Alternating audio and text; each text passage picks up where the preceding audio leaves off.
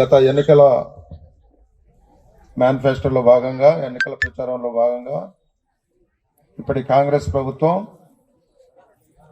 6 గ్యారంటీలు మొదలుపెట్టడం, 6 గ్యారంటీలని ప్రచారంలో మేనిఫెస్టోలో పేర్కొనడం జరిగింది. అందులో 2 గ్యారంటీలు మహిళలకు ఉచిత రవాణా సౌకర్యం, అలాగే 10 లక్షల రూపాయల ఆరోగ్యశ్రీ పథకాన్ని మొదటి ఫైల్ మీదనే గౌరవ ముఖ్యమంత్రి రేవంత్ రెడ్డి గారు సంతకం చేయడం జరిగింది.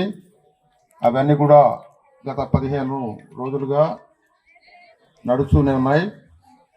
మిగతా 4 గ్యారంటీల్లో భాగంగా గ్రామ సభలు నిర్వహించి ఆ గ్రామ సభల్లో వచ్చే దరఖాస్తులను పరిశీలించి అర్హులైన లబ్ధిదారులందరికీ కూడా గ్యారంటీలు ఏర్పాటు చేయడానికి ప్రభుత్వం సంకల్పించింది.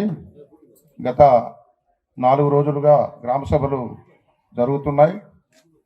ఈరోజు జగన్నాథపురం గ్రామంలో మీరు ఏదైతే ఆ గ్యారంటీలో ఉన్న పథకాలకి దరఖాస్తులు పెట్టుకున్నట్లయితే మీకు వాటిని విచారించి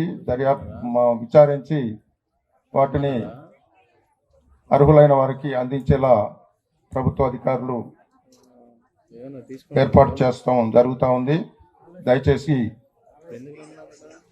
ప్రజలు కూడా కాంగ్రెస్ ప్రభుత్వం ఏర్పాటు చేస్తున్న ఈ పథకాలన్నింటినీ కూడా సద్వినియోగం చేసుకుంటుంటారని కోరుకుంటూ, మీరు ఎప్పుడు కూడా చల్లగా ఉండాలని కోరుకుంటూ సెలవు తీసుకుంటున్నా. జై హింద్.